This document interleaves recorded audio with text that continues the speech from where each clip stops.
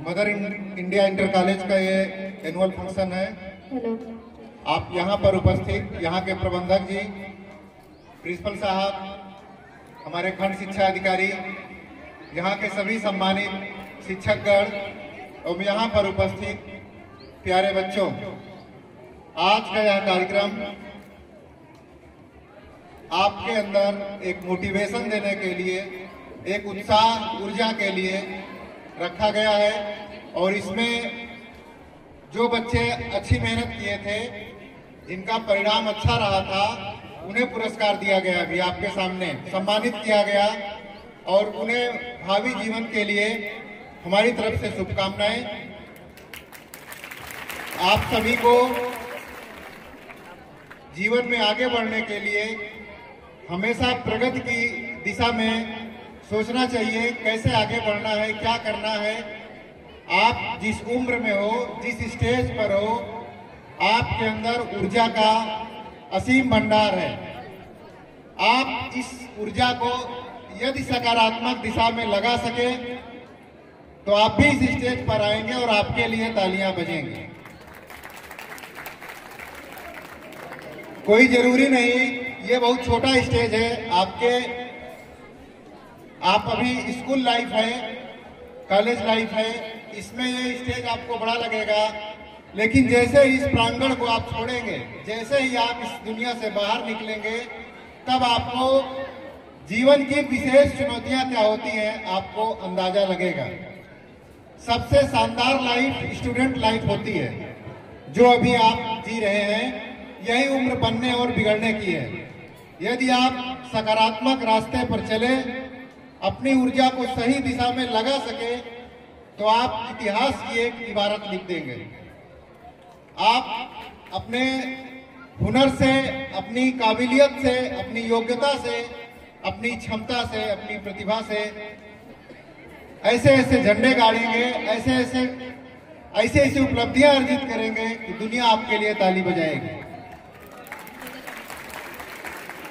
उसके लिए आपका अपना विजन क्लियर होना चाहिए, आपका लक्ष्य क्लियर होना चाहिए, आपका टारगेट क्लियर होना चाहिए। जैसे महाभारत की कथा में आप देखते हैं, अर्जुन को मछली की आंख दिखती थी। जिस कार्य को आप करिए, जिस क्षेत्र को आप चुनिए, आप साइंस में है, आर्ट में है, कॉमर्स में है, कोई मायने नहीं रखता। आप बीएससी कर रहे हो इंटर करने के बाद, कि आप टेक्निकल एजुकेशन में हो या सिंपल बीए कर रहे हो, इसका कोई मतलब नहीं है। मतलब सिर्फ इस बात का है कि आपने कितनी शिद्दत से, कितनी मेहनत से जिस क्षेत्र में आप लगे उसको हासिल किया, उसमें उपलब्धियां, उसको अपने हुनर में, अपने व्यक्तित्व में शामिल किया। आपसे पहली बार मिल रहा हूं, पहले में आप परिचय मेरा जान लीजिए कि मैं कौन हूं। अभी आपको लग रहा है कोई ऐसे आए हैं और बोल रहे हैं माइक पकड़कर। थोड़ा सा आपको परिचय देना चाहूंगा अपना। खुद से अपना परिचय देना ठीक नहीं होता, लेकिन इसलिए दे रहा हूं, शायद आप जैसे बच्चे हैं, अभी ज्यादा से ज्यादा इंटर या इंटर पास करके graduation first year second year तक के बच्चे यहाँ पे हैं। आपको इसलिए बता रहा हूं कि अभी दुनिया बड़ी हसीन नजर आती होगी, लेकिन जब आगे आप बढ़ते जाएंगे तो आपका मुकाबला ऐसे लोगों से जो होगा, जो हर टॉपर ही होता है। हर गली मोहल्ले से निकले हुए टॉपरों के बीच जब कंपटीशन होता है, तब रियलिटी पता चलती है। और उस रियलिटी में कई बार आप डिप्रेशन का शिकार होते हैं। आपको जो अभी हसीन दुनिया नजर आती है, तब लगता है नहीं, जीवन बहुत चुनौतियों भरा है। उस समय आपको अपना धैर्य, अपनी योग्यता, अपनी काबिलियत, अपनी प्रतिभा तभी दिखानी होती है जब जीवन परीक्षा लेता है। आप सोचते होंगे कि हाई स्कूल इंटर करने के दौरान या ग्रेजुएशन कर लिया या कोई एग्जाम पास कर लिया या नौकरी ही पा ली, चुनौतियां खत्म हो जाएंगी, परीक्षाएं खत्म होंगी। असली परीक्षा तो तभी शुरू होती है जीवन की। अभी तो आप केवल एक चंद किताबें पढ़ते हैं, उन किताबों से कोई हुनर हासिल कर लिए या अपने जीवन यापन का कोई रोजगार या साधन प्राप्त कर लिए। जिंदगी यही नहीं समाप्त होती, जिंदगी यही शुरू होती है। कुछ लोग इन्हीं चुनौतियों से जूझते हैं, इसलिए बच्चों हताश निराश नहीं होना है। मैं अपना परिचय बता दूं।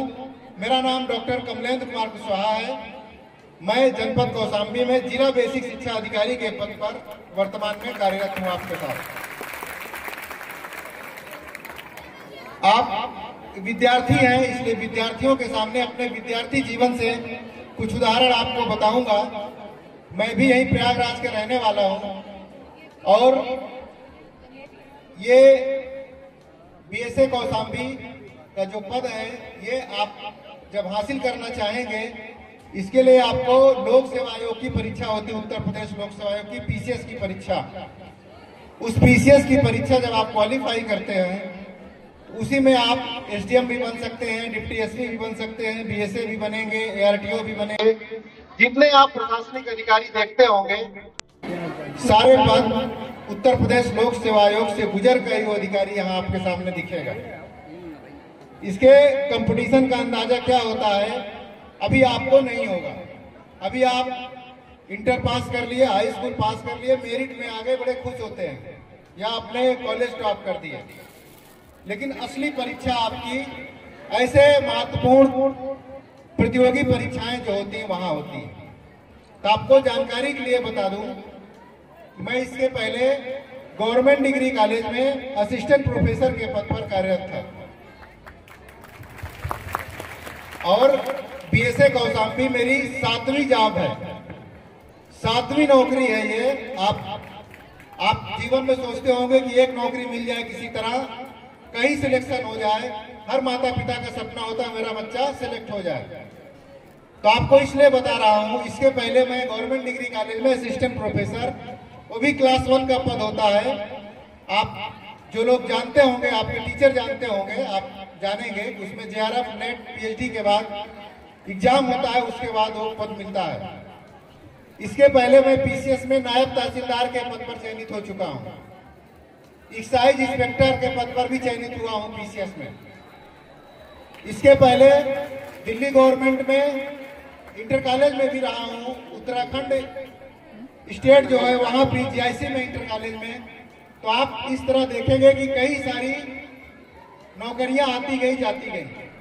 आपको इसलिए बता रहा हूं कि अगर आप भी ईमानदारी से अपना लक्ष्य तय कर लेंगे और आपको सिर्फ मछली की आग की तरह आपको भी अपना लक्ष्य दिखना चाहिए कि मुझे क्या बनना है, आगे कहां तक जाना है, ये अगर आपने सोच लिया तो आप जरूर जाओगे, जरूर पहुंचोगे। हमारी शुभकामनाएं हैं आपके साथ कि आप अपनी मनोवांछित सफलताएं प्राप्त करें। और बस एक बात जीवन में याद रखना, कभी निराश नहीं होना है। जिंदगी परीक्षा लेगी, लेती रहेगी। आप जब आपको लगे कि ये सबसे कठिन समय है जीवन का, तब जान लो कुछ अच्छा होने वाला है। ये याद रखना, कभी आपको तमाम बच्चे डिप्रेशन में जाके सुसाइड तक कर लेते हैं। आपके जीवन का जो लक्ष्य है, लगता है ये नहीं मिलेगा तो क्या होगा, कोई बात नहीं, आपने टॉप नहीं किया, आपने ये वाली नौकरी नहीं पाई, ये एग्जाम नहीं क्वालिफाई किया, मनपसंद शादी नहीं हुई, बहुत तरह के आपके मन में चुनौतियां आती होंगी। आपको ये याद रखना चाहिए कि ईश्वर ने इस दुनिया में आपको भेजा है तो आपके लिए कुछ न कुछ विशेष जरूर बनाया होगा। आपको जिंदगी जीने के लिए कुछ ईश्वर जरूर ऐसा कुछ करेगा जिससे आप शानदार जिंदगी जियोगे और आपसे कुछ बेहतर सोचा होगा जो आप सोचते हैं। इसलिए कभी हताश नहीं होना, कभी निराश नहीं होना और समय के साथ अपने लक्ष्य के प्रति और अडिग रहना, दृढ़ रहना, खूब मन लगाकर पढ़ाई करना। अपने जो भी आपकी इच्छा है जरूर पाओगे अगर आप उसके प्रति डिवोटेड रहोगे। धन्यवाद आप सभी का। आपने मुझे यहाँ सुना, मुझे बुलाया गया, इसके लिए आप सभी का आभारी हूँ। बहुत बहुत धन्यवाद आप सभी का। साधुवाद। Thank you so much, sir, for giving us your important time.